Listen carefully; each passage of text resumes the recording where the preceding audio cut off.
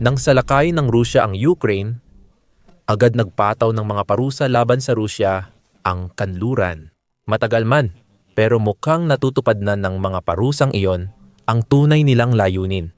Ang mga parusang iyon, kasabay ng labis na gastos ng Rusya sa Ukraine at ang simpleng katotohanan na mahusay na ipagtanggol ng Ukraine ang sarili nito sa loob ng halos 4 na taon, ay naglagay sa ekonomiya ng Rusya sa binggit ng pagkawasak. At maaaring hindi na kailangan pang maghintay ng Ukraine ng matagal para tuluyang mahulog ang Rusya mula sa bingit ng pagkawasak patungo sa isang bangin ng ekonomiya na wala ng takas. Mayroong isang ticking time bomb ang Rusya na nagbabanta sa mismong pag-iral nito at mayroon na lang itong hanggang 18 buwan para ma-defuse ang bombang iyon bago tuluyang bumagsak ang kanilang ekonomiya.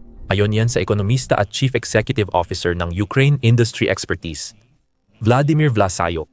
Noong Oktubre 16 sinabi ni Vlasayuk sa Euromaidan Press, malapit nang bumagsak ang ekonomiya ng Russia, maliban kung gagawa ng matinding hakbang ang Kremlin para baguhin ito. Ayon kay Vlasayuk, na matagal nang sumusubaybay sa ekonomiya ng Russia mula nang magsimula ang pananakop. Critical na ang sitwasyon ngayon. Hindi nila kayang pondohan ang digmaan sa tindi nito ng matagal. May 3 pangunahing issue na nagdudulot ng malaking problema sa Moscow ngayon. Una, 4 na beses nang tumaas ang deficit sa budget ng Russia. Ang deficit na yan ay lumulobo na nang wala sa kontrol at mukhang kahit ang Russia ay hindi na rin kayang subaybayan ito. Noong Agosto, iniulat ng Moscow Times na nalampasan ng Russia ang tinatayang deficit sa budget para sa 2025. Sa 7 buwan pa lang ng taon, umabot na sa $611 bilyon ang deficit hanggang Hulyo. Ayon sa outlet, malayo sa 4,679 bilyon. Plano ng Russia na ang deficit ay umabot lamang sa dulo ng 2025. Ang mababang kita sa langis at gas ang dahilan ng mataas na deficit na tatalakayin pa natin. Sa kabila nito, ayon sa Moscow Times, naniniwala ang ilang analyst na ang labis na paggastos ng Russia sa digmaan sa Ukraine ang totoong dahilan. Isa sa mga analyst na iyon, na ang pangalan ay MMI, ay nagsabi na kailangang bawasan ng Russia ang taunang gastusin nito ng 20% para kahit papaano ay mabawi ang ilan sa deficit. Hindi iyon mangyayari habang patuloy si Vladimir Putin sa pagbuhos ng pera sa isang digmaan na walang palatandaan na mananalo ang Russia sa malapit na panahon. Pagsapit ng Setyembre, iniulat ng Free Policy Briefs na ang lumalalang deficit ang naging pangunahing hamon para sa ekonomiya ng Russia sa 2025. Ayon pa sa Free Policy Briefs, nalampasan na ng mga bilang na iniulat ng Moscow Times ang mga dating record na 129% na mas mataas kaysa sa buong taong target ng Russia. Ang ganitong agwat ay nagbabantang maubos ang reserba ng Russia na tatalakayin din natin mamaya. Pwede rin itong mag-udyok sa Russia na umutang pa na lalong magpapalala sa budget deficit. Tandaan na kailangan magbayad ng interes ang Russia sa anumang utang na kukunin nito para mapaliit ang kakulangan sa budget, gaya ng binigyang diin ng Brookings. Ibig sabihin, papalitan lang ng Russia ang isang problemang pang-ekonomiya ng isa pa kung hindi nito mapapataas ang pambansang kita hanggang sa mabawasan ang kakulangan sa budget. Pangalawa sa 3 issue, kulang ang kinikita ng Russia para matugunan ang kakulangan sa budget. Lalong lumalala ang problema ng Russia sa kakulangan dahil hindi sapat ang kita nila sa langis at gas para maresolba ito. Makikita ito sa epekto ng kita ng Russia mula sa langis sa pambansang budget ng bansa. Ayon sa Oxford Institute for Energy Studies, 30-50% ng pambansang budget ng Russia kada taon ay galing sa kita mula sa langis at gas. Ang mga bentang iyon ay nagbibigay rin ng napakalaking 20% sa karaniwan sa gross domestic product o gross domestic product ng Russia taon-taon. Ayon sa Euromaidan Press, halos 20% na lang ng pambansang budget ng Russia ang galing sa bentahan ng langis. Ipinapakita nito na kulang ang kinikita ng Russia sa langis para suportahan ang gastos ni Putin sa digmaan sa Ukraine. Hindi na sa ngayon. Sa mga unang taon ng digmaan, naiwasan ni Putin ang maraming parusa sa langis ng Russia gamit ang lumalaking shadow fleet ng kanilang mga barko. Gagana lang ang estratehiyang Yan hanggat may ipinatutupad na price cap, ginamit ng mga pangunahing consumer ng Russia tulad ng China at India ang kanilang posisyon para sa kalamangan. Ibig sabihin, napilitan ang Russia na ibenta ang langis nila ng mas mura kaysa gusto nila. Ngayon, nagsisimula ng magbunga ang mga parusa ng kanluran at tuloy-tuloy na pag-atake ng Ukraine sa enerhiya ng Russia gamit ang drone at missile. Iniulat ng Reuters noong Oktubre, 14 na bumaba sa 100. 33.5 bilyon ang kita ng Russia sa pag-export ng langis at gasolina noong Setyembre. Mas mababa ito kaysa sa 135.8 bilyon na kinita ng Russia mula sa mga produktong ito noong Agosto. Nagbenta ang Russia ng 5.1 milyong bariles ng krudo kada araw, pinakamataas mula Mayo 2023. Mas mataas ang benta ng krudo ng Russia dahil 2.4 milyong bariles lang ng pino na produktong langis ang naibenta nila bawat araw, dulot ng pag-atake ng Ukraine sa mga refinery. Dahil dito, napilitan ang Russia na magbenta ng mas maraming murang produkto at mas kaunting mamahalin, kaya bumaba ang kita nila sa langis. Ayon sa Chatham House, noong Setyembre, talagang mararamdaman ng Russia ang sakit kung hihigpitan pa ng kanluran ang price cap hanggang sa mapilitan ang Russia na ibenta ang kanilang langis na lugi na sila. Bagamat hindi saklaw ng mga price cap na ito, ang mga customer ng shadow fleet ng Russia, nagagamit nila ito bilang panangga para makakuha ng mas mababang presyo para sa kanilang sarili, na patuloy pa ring sumasakit sa ekonomiya ng Russia. Natupad na ang mungkahi ng outlet mula nang mailathala ang kanilang artikulo. Bumaba na ang price cap ng United Kingdom at European Union sa Russian crude mula $60 hanggang 47.60 kada bariles. Mas malaki ang pressure kay Putin na nagtutulak sa kanya gawin ang ikatlo sa tatlong isyong nagpapahirap sa ekonomiya at kumakain sa National Wealth Fund ng Russia. Ang pondo ay parang ipon ng Russia para sa emergency. Ito ay pondo ng Russia na ginagamit sa kakulangan o issue sa budget, lalo na para sa social program at iba pa. Si Putin, dahil sa kanyang matinding determinasyon na wasakin ang Ukraine, ay kumukuha ng bilyon-bilyong dolyar mula sa National Wealth Fund para ito sa mga tao ng Russia.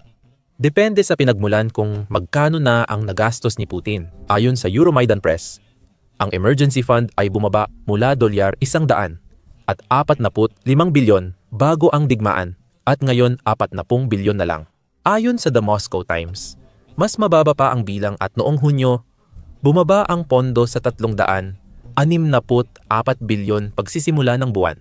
Ito na ang pinakamababang antas ng pondo mula pa noong 2000 at 19 malaking bahagi ng pera, 69 na bilyon noong Mayo, ay ginastos sa proyektong suportado ng Estado. Karamihan ay kaugnay ng sistema ng bangko ng Russia. Nagwi-withdraw din ang Russia ng pera para matulungan ang sarili nito sa problema ng kakulangan sa budget na nabanggit kanina. Malaking problema ang pagkaubos ng National Wealth Fund, lalo na kung isasabay pa ang pagbaba ng kita ng Russia sa langis at gas. Ang mga kitang iyon ang nagpuno sa wealth fund bago ang digmaan sa Ukraine. Ayon sa Moscow Times, sabi ng ilang analyst, pwedeng maubos ang pondo pagdating ng 2026. Noong Setyembre, sinabi ng Russian na publikasyon The Insider na mauubos ang mga pondong ito sa loob ng 1 taon. At itinuro rin nila na sa kabuuan, tumaas lang ng 28% ang kita ng Russia sa panahong ang gastusin ng bansa ay lumago ng 21%. Malaking hindi pagkakatugma ito na hindi kayang panatilihin ng Russia kung nais nilang umabot ang pambansang pondo ng yaman nila. Mas palabis magsalita ang ibang komentarista tulad ni Brian Islin. Ang pambansang pondo ng yaman ng Russia, dating ipinagmamalaki ng Kremlin, ay parang vault na naninakawan. Technical, konti na lang ang pwedeng nakawin, ayon kay Islin. Ang pagkaubos ng pondong iyon ang nagpapakita ng kahinaan sa ekonomiya ng Russia. Ipinapakita nito kung paano napilitan si Putin magnakaw mula sa mga mamamayang Ruso para pondohan ang digmaang mas mahaba kaysa inaasahan ng Kremlin. Ngayon, alinman sa tatlong isyong ito na binigyang diin ay nakakabahala na para sa Russia. Lahat pa ang pagsasanib ng mga ito tungo sa ekonomikong buhawi na nagbabanta wasakin lahat ay sakuna para kay Putin. Ang mga palatandaan ng mangyayari sa Russia ay malinaw na sa buong bansa. Sa isang banda, wala nang nagkakatugma sa mga numero para sa Russia ngayon. Nabanggit kanina na mas mabilis lumalaki ang gastusin ng Russia kaysa sa kita ng bansa. Ipinaliwanag nila sa Euromaidan Press kung ano ang ibig sabihin nito para sa Russia sa hinaharap. Iba-iba ang katangian ng bawat ekonomiya. Pero mahalaga pa rin ang balanse ng gastusin at kita ayon kay Lasyuk. Kapag nasira ang balanse, may epekto ito. Ayon sa The Economist, 6 na beses na mas malaki ngayon ang gastos ng Russia sa militar ng Ukraine kumpara bago ang pananakop ni Putin. Plano ng Russia na gumastos ng dolyar $183 bilyon sa digmaan sa Ukraine sa 2000 at 26 katumbas ng 38% ng pondo ng kanilang pamahalaang federal. Iyan lang ang bilang mula Kremlin. Ayon kay Lasayuk, posibleng umabot sa 200 at 29 bilyon ang tunay na halaga. Tulad ng kakulangan sa budget ng Russia, maaaring minamaliit ng Kremlin ang tunay na gastos ng pagpapatuloy ng digmaan ni Putin. Malinaw ang problemang pang-ekonomiya ng Russia sa mataas na inflasyon na nagpapahirap sa karaniwang Russian. Umasa si Putin na hindi maapektuhan ng espesyal na operasyong militar. Bakit kailangan itong makaapekto? Inaasahang matatapos ang operasyon sa loob ng 1 linggo. Hindi ito dapat na uwi sa isang digmaan na papalapit na sa pagtatapos ng ika-4 na taon nito. Mula Setyembre 2000 at 24 hanggang Setyembre 2000 at 25, hindi bumaba sa 8% ang inflation rate ng Rusya bawat buwan. Ayon sa Trading Economics, umabot ito ng 8.6% noong Setyembre 2024, tumaas pa hanggang 103% noong Marso, at bumaba na lang sa 8% nitong Setyembre 2025. Kahit bumaba na ang inflation rate sa Rusya mula 2025, mataas pa rin ito sa 8%. Ang target na inflation ng Rusya ay kalahati lang yan. At mukhang malayo pa itong umabot sa 4% buwanan. Hindi mangyayari ito kung tama ang hinalang may tinatago ang Kremlin tungkol sa totoong problema nila sa inflation. Sabi ng Euromaidan Press, maaaring umabot sa 256% ang inflation sa Rusya ayon sa ibang kalkulasyon. Dahil sa parusa ng kanluran, gastos sa digmaan, at pinalawak na supply ng pera, may kasaysayan na ang Rusya ng pagbaluktot ng datos sa ekonomiya ayon kay Putin. Makikita rin ito sa interest rate ng Rusya. Ibinaba ni Elvira Nabiullina, tagapangulo ng Sentral na Bangko ng Rusya, ang pambansang interest rate sa 17%. Sabi ng ilang analyst, ginawa ito dahil sa pressure ng mga industrial lobby ng bansa. Alam ng kahit sinong first year sa economics na ang pagbaba ng interest rates habang mataas ang inflation ay magdudulot ng problema. At lalo lang nitong pinagtitibay ang ideya na may alternatibong inflation rate ang Russia na itinatago sa publiko. Ayon kay Vlasyuk, mas mataas ang tunay na inflation rate ng Russia kaysa sa ipinapahayag sa publiko. Ayon sa Euromaidan Press, tinantiyan ng ekonomista ang totoong inflation rate ng Russia gamit ang composite index na sumusubaybay sa presyo ng consumer at industrial. Nakuha niya ang 200 at 56% na target na inaasahan niyang maaabot ng Russia sa 2025. Ang matinding inflation na ito, na malamang ay hindi sana naging problema kung hindi dahil sa pananakop ni Putin, ay nakaapekto rin sa pamantayan ng pamumuhay ng karaniwang Ruso. Gamit ang mga presyo noong 2021, ang karaniwang buwanang kita sa Russia ay 470,000 o 21 noong taong yon. Noong 2024 bumaba na sa 383 ang kita sa parehong presyo, ayon sa Euromaidan Press. Sa huli, ibig sabihin nito ay mas kaunti na ang libreng pera ng mga Ruso na magagastos nila noong 2024 at 2025 kumpara sa dati bago ang digmaan. Noong 2021, 31% ng sahod ng mga Ruso ay pwedeng ilaan sa di pangunahing pangangailangan.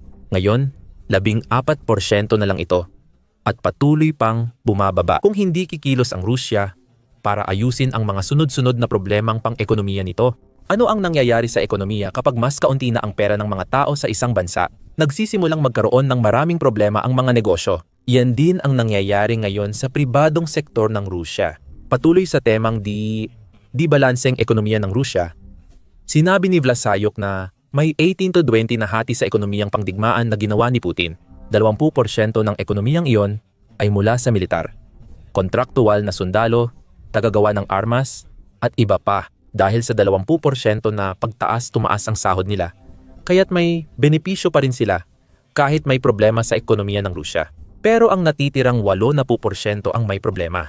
Kasama sila sa sibilyang ekonomiya ng Rusya at halos nawala na ang kanilang kakayahang bumili. Patuloy na naapektuhan ng matinding inflasyon ang mga pangunahing bilihin tulad ng pagkain. Ang 80% ng nagtatrabaho sa sibilyang sektor ng Rusya ay matinding maaapektuhan at malaking hamon ng tensyong panlipunan para kay Putin. Hindi na panahon ng Stalin-Soviet Union. Ayon kay Vlasayuk sa Euromaidan Press, may mga sasakyan, ari-arian, at sariling pamumuhay ang mga Ruso. Mahirap talagang tumanggi dito ng lubusan, kahit pa may ideolohikal na udyok. Ngayon, lumalala pa dahil halos walang nagagawa ang mga industriyang hindi konektado sa digmaan sa Russia para sa problema ng kanilang mga empleyado. Dahil inilalaan ni Putin ang napakaraming oras at pera para gawing isang ekonomiyang pangdigmaan ang Russia, nagsimula ng tunay na mahirapan ang mga pribadong negosyo. Nagsasara ang mga kumpanya. At nangyayari ito sa napakaraming bilang. Noong unang bahagi ng 2025, sinabi ng Euromaidan Press na ang bilang ng mga nagsarang negosyo ay lumampas ng 15 beses kumpara sa mga bagong rehistradong negosyo. At ito ang unang pagkakataon na mas mataas ang bilang ng nagsasara kaysa sa nagre-rehistro mula nang magsimula ang mga parusa. Noong Setyembre 2025 dagdag pa ng outlet, mayroong 317 milyong rehistradong negosyo sa Rusya. Mukhang marami ito. Pero ito na ang pinakamababang bilang ng Rusya mula 2010. Napansin din ng ibang outlet ang trend na ito sa pribadong sektor ng Rusya. Noong Setyembre 25, iniulat ng Moscow Times. Ayon sa Center for Macroeconomic Analysis and Short-Term Forecasting, isang Kremlin-linked think tank, nahihirapan ang mga pribadong kumpanya sa Rusya. Ang mga kumpanyang bumubuo sa 237% ng kita ng Rusya ay nasa isang mahina ng kalagayang pinansyal. Inaasahang tataas pa ang bilang na ito ng 325% pagdating ng 2026. Sa madaling salita, napakaraming pribadong kumpanya sa Rusya ang nanganganib na malugi at ang kanilang pagkalugi ay lalo lamang magpapalala sa tatlong suliraning pinansyal na tinalakay natin sa unang bahagi ng video na ito. Ayon sa ulat, 36% ng kita ng mga negosyo ngayon ay napupunta sa pagbabayad ng utang. Noong huling 2023, 15% lang ang porsyento. Ayon sa Insider noong Oktubre 1, ilang pribadong kumpanya sa Rusya ay sobrang desperado magbawas gastos, kaya lumipat na sa 4 na araw na trabaho kada linggo. Hindi nababayaran ang mga mamamayan ng Rusya para sa 5 araw ng trabaho kahit 4 na araw lang silang nagtatrabaho. Sa halip, ayon sa ulat, ito ay isang uri ng tagong kawalan ng trabaho at nagiging laganap na ito sa buong Rusya dahil ang pribadong sektor ng bansa ay halos bumagsak na. Nangyari ito dahil sa paglipat ng Rusya sa ekonomiyang pangdigmaan. Ayon sa Carnegie Endowment, mahihirapan ang Rusya na baligtarin ang pagbabagong ito matapos ang digmaan sa Ukraine. Ang demobilisasyon at pagtatapos ng digmaan ay mangangailangan ng pagbabago sa demand, paglilipat ng yaman mula depensa, muling pamamahagi ng lakas paggawa dahil sa pagkawala at emigrasyon, at paghahanap ng bagong pinagkukunan ng pera.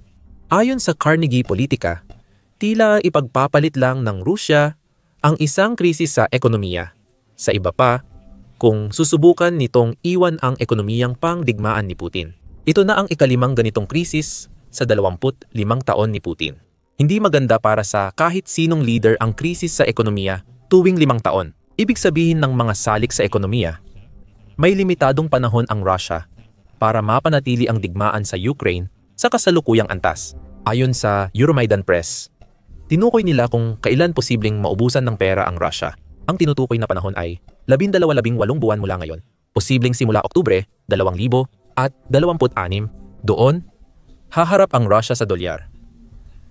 72 bilyong kakulangan kada taon at 69 na bilyon na lang ang reserba nila. May ilang panadlan lang siya May ilang panandaliang solusyon dito, tulad ng pag-imprenta ng mas maraming pera at pagkuha ng likidong assets ng Russian National Wealth Fund. Di magtatagal, haharapin ng Russia ang pagpili sa pagitan ng pagbawas ng gastos sa militar, na pakikinabangan ng Ukraine, o paghingi ng tulong sa ibang bansa. Iisa lang ang bansang may sapat na pinansyal na lakas na kailangan ng Russia sa sitwasyong ito, ang China. At tumanggi na ito, ayon kay Vlasyuk. Sabi ng The Economist, lumapit ang Ministry of Finance ng Russia sa Beijing na parang namamalimos. Nagmakaawa sila ng suporta, pero tumanggi ang China. Kahit maaring magbago pa ito sa hinaharap. Kung sakaling mangyari ito, malamang ay dahil sobrang hina na ng Russia, kaya ang pagbibigay ng suporta ay lalo pang magpapadepende sa bansa sa China kaysa dati. Masamang balita ito para kay Putin at sa kanyang mga tao. Dahil ibig sabihin nito na hindi na kailangang manalo ng Ukraine sa digmaan para tuluyang matalo ang Russia. Sa pananaw ng geopolitika, ang pagsakop ng Russia sa Ukraine ay layong palakasin ang international nilang katayuan. Ngayon, posible nang maging parang vassal state ng China ang Russia dahil sa pagtupad ni Putin ng pangarap sa Ukraine na nauwi sa krisis pang-ekonomiya. Maaaring magsanib ang Ukraine at kanluran para tiyakin ang pagbagsak ng ekonomiya pagsapit ng Oktubre 2026. Dapat mapanatili at palakasin pa ang mga parusa. Ang pagluwag nito ay magre-resulta sa mas kaunting pressure sa Russia. Dapat dagdagan ng kanluran ang suporta sa armas at bala para sa Ukraine upang magpatuloy ang kanilang laban habang humihina ang ekonomiya ng Russia. Hindi pwedeng maghintay na mangyari ito. Sabi ng Euromaidan Press, nakulong na ang Russia sa isang patibong na pang-ekonomiya. Ang patibong na iyon ang magtutulak sa Russia sa sukdulan. Madalas nang nabanggit na sinasamantala ng China ang mahirap na kalagayan ng Russia. Hindi rin naamin ng Russia kung gaano kalalim ang impluwensya ng Beijing sa bansa. Unti-unting napupunta sa China at hilagang Korea ang malayong silangan ng Russia at wala nang magawa si Putin. Alamin kung bakit sa aming video at mag-subscribe sa The Military Show para sa updates sa ekonomiya ng Russia.